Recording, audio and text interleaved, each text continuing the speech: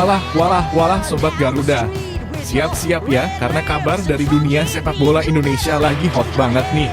Timnas kita bakal segera hadapin dua laga super krusial di putaran ketiga kualifikasi Piala Dunia 2026. Lawannya, bukan kaleng-kaleng bro, Cina dan Jepang. Tapi tenang, kita punya dua senjata rahasia yang lagi on fire. Siapa saja mereka? Simak terus beritanya. Nah, ini loh, ada sosok yang buka suara. Dia ngomong terus terang, kalau Timnas Indonesia harus gaspol TC di Bali biar hajar Cina dan Jepang. Siapakah sosok tersebut? Pantengin terus bolo. Loh, gak bahaya tah? Ada pemain Timnas yang bakal jadi rebutan klub besar di Italia. Siapakah pemain yang diincar tersebut? Pantengin terus videonya.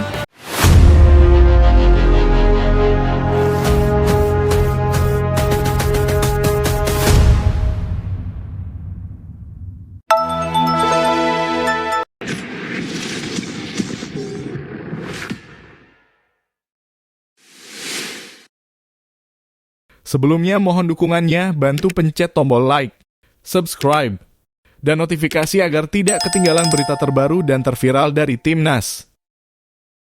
Yaakob Sayuri dan Egy Maulana Fikri lagi menggila bro. Gak bisa dipungkiri persaingan buat posisi sayap kanan di Timnas Indonesia sekarang makin panas kayak gorengan baru angkat dari penggorengan. Kalau Patrick Kluivert pelatih ganteng dan karismatik, kita ngelihat performa Yaakob dan Egy di BRI Liga 1 beberapa minggu terakhir dijamin doi bakal senyum-senyum sendiri. Egy Maulana Fikri, buset, ini bocah bener-bener lagi gacor parah. Pas Dewa United lawan PSS Sleman, Egy jadi pahlawan, bro. Dewa United menang 1-0 dan semua itu berkat gol cantik Egy. Gak cuma itu, pas Dewa lawan Malut United, walaupun timnya kalah 1-2, aksi individu Egy bener-bener magis. Dia meliuk-liuk kayak ular sanca, ngibulin 3 pemain lawan plus kiper Dida sebelum dengan santainya nyelesain bola ke gawang. Gol di menit ke-43 itu layak dapat standing ovation. Gimana Yaakob Sayuri? Sama gilanya cuy. Waktu lawan Dewa United, Yaakob nerobos 4 pemain kayak lagi main di taman bermain. Bukan cuma itu, sebelumnya dia juga hat-trick ke gawang Persis. Bayangin aja, dalam waktu 2 pekan, Yaakob udah kayak Messi-nya Laskar KI Eraha. Respect. Strategi jitu lawan Cina menurut Wawan Widiantoro. Nah, ada pendapat kece nih dari Coach Wawan Widiantoro, mantan winger lincah Persik. Kata beliau, lawan Cina nanti, Yaakob Sayuri wajib jadi starter. Kenapa? Karena Cina punya pemain-pemain dengan speed dewa, bro. Jadi butuh sosok kayak Yaakob yang bisa ngebut dari sayap, nerobos pertahanan mereka kayak motor drag race. Terus, Egy Maulana Fikri mungkin lebih cocok masuk di babak kedua. Pas pemain Cina udah ngos-ngosan kayak habis lari maraton, baru Egy masuk dan pakai skill dribblenya yang aduhai itu buat tiktokan kecil merusak ritme pertahanan mereka. Bisa banget bikin chaos, bro. Eliano Reijnders harus rela duduk manis dulu. Sekarang kita bahas soal Eliano Reijnders. Pemain naturalisasi dari Belanda ini sebenarnya lagi nemu performa oke juga di Timnas. Waktu lawan Australia dan Bahrain, doi 2 kali hampir ngegolin.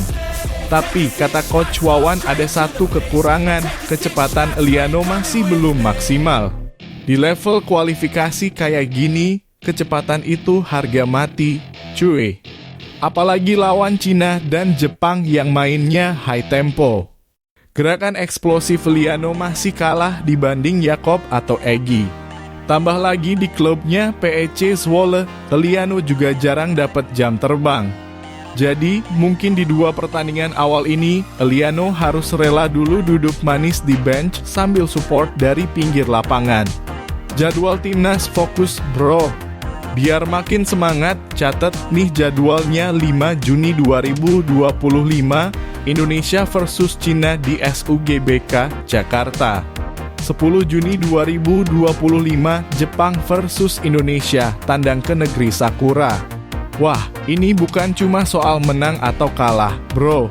Ini soal harga diri bangsa. Apalagi main di kandang lawan Jepang, pasti atmosfernya kayak badai. Tapi kalau kita bisa tahan imbang atau bahkan curi poin dari Cina, jalan ke Piala Dunia Qatar 2026 makin terbuka lebar, bro. Kunci kemenangan timnas, Yakob, Egy, dan konsistensi. Gue simpulin ya, kunci kemenangan lawan Cina dan Jepang ada di beberapa faktor penting. Yakob Sayuri starter buat ngegas dari awal. Egy Maulana Fikri masuk di babak kedua buat ngacak-ngacak pertahanan. Solid di lini belakang, Jay Itzas, Jordi Amat, dan kawan-kawan harus fokus banget. Midfield harus hidup, Tom Haye dan Marcelino Ferdinand harus bisa ngatur tempo. Mental baja jangan down duluan. Percaya diri sampai peluit akhir. So, guys, ini saatnya kita semua dukung timnas Indonesia dengan sepenuh hati. Jangan lupa, doa dari lo semua itu penting banget. Yuk rame-rame dukung Garuda Muda kita. Gaspol, bungkam Cina. Biar makin panjang, kita tambahin segmen mini. Fakta menarik Yakob dan Egy. Yakob Sayuri tuh bukan cuma jago di lapangan, bro. Di luar lapangan, dia dikenal humble banget. Bahkan di kampung halamannya di Papua, Yakob sering ngadain coaching klinik buat anak-anak kecil. Egy Maulana Fikri. Wah, doi tuh idola sejuta umat. Sejak kecil, Egy udah bikin heboh dunia sepak bola. Pernah dinobatkan FIFA sebagai salah satu talenta muda paling menjanjikan dunia. Mantap kan? Prediksi skor timnas Indonesia versus Cina. Kalau melihat tren performa pemain plus euforia main di kandang, prediksi gue nih, Indonesia 2-1 Cina gol. Yakob cetak 1, Egy cetak 1 lagi dari assist Marcelino. Aminin dulu deh, bro. Gak ada kata lain, bro. Mau pemain inti, cadangan pelatih, sampai supporter semua harus kompak buat satu tujuan, bawa Garuda terbang ke Piala Dunia 2026. Kita harus yakin, harus percaya sama tim ini. Karena mimpi besar selalu diawali sama langkah-langkah kecil. Hari ini lawan Cina, besok lawan Jepang, siapa tahu nanti kita ngibarin bendera merah putih di Qatar.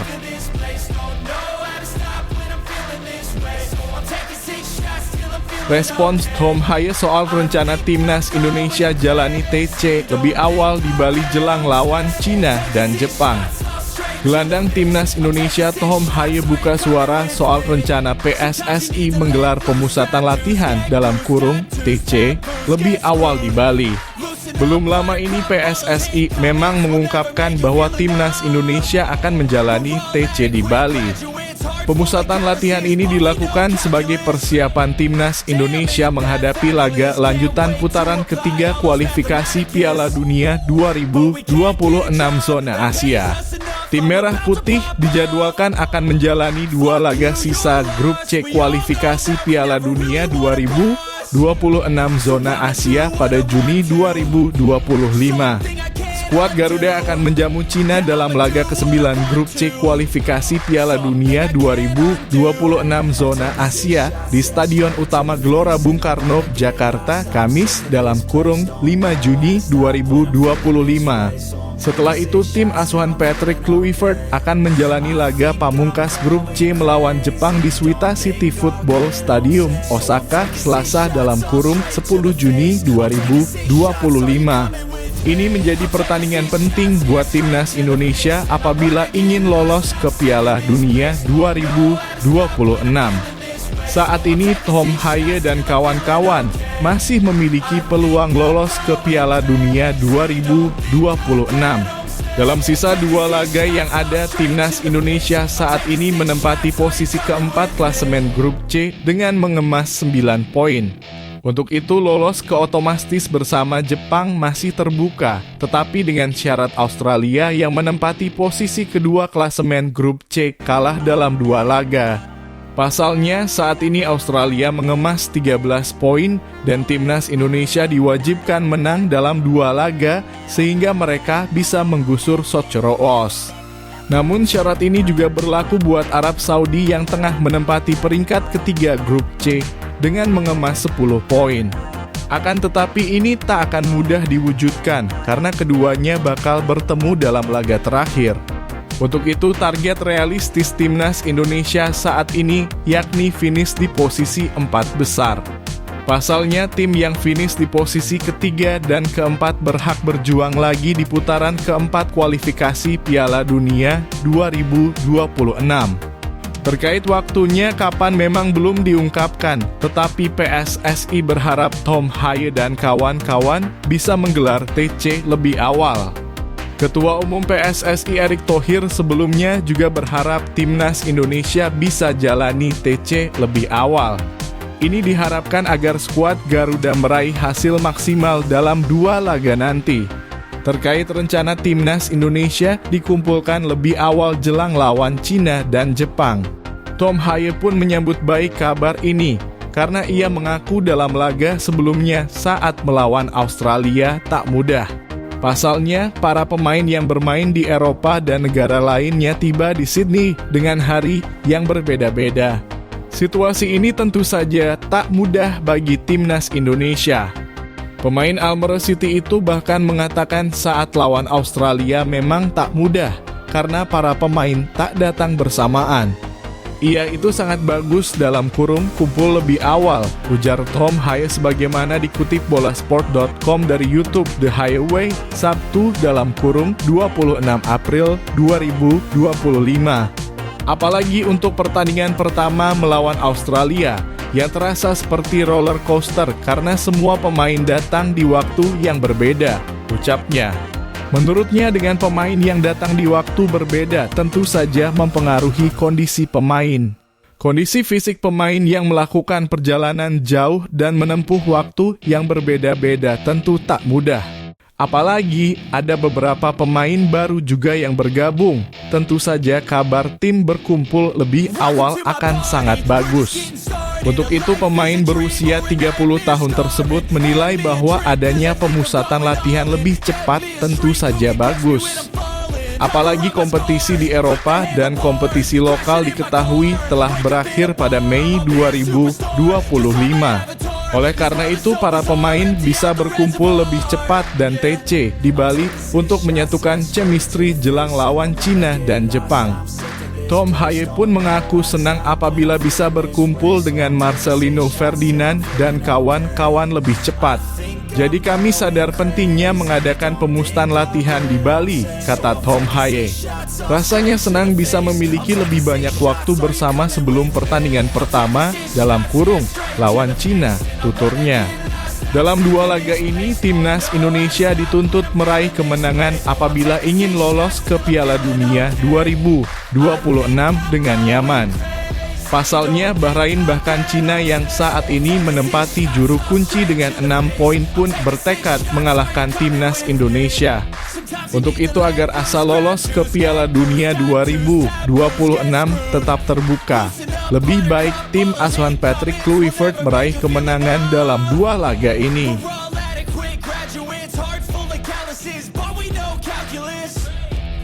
Nama Rizky Ridho makin kinclong kayak motor baru, gengs.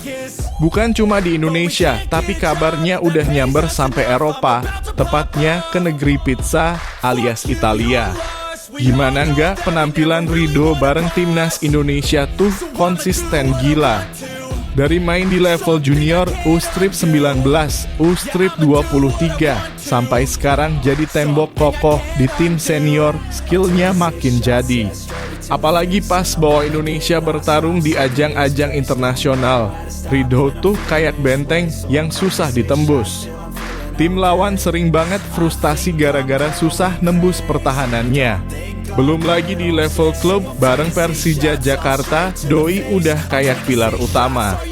26 kali tampil di Liga 1 musim 2024/2025, cetak 1 gol dan 1 assist plus dipercaya jadi kapten.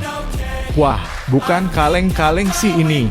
Buat usia 23 tahun, pengalaman dan jam terbangnya udah kayak pemain senior. Wajar banget kalau Doi sekarang diincar klub-klub Eropa. Awal tahun 2025, rumor panas langsung menyambar jagat sepak bola tanah air. Katanya nih, Como 1907, klub milik Crazy Rich Indo, lagi ngincer Ridho.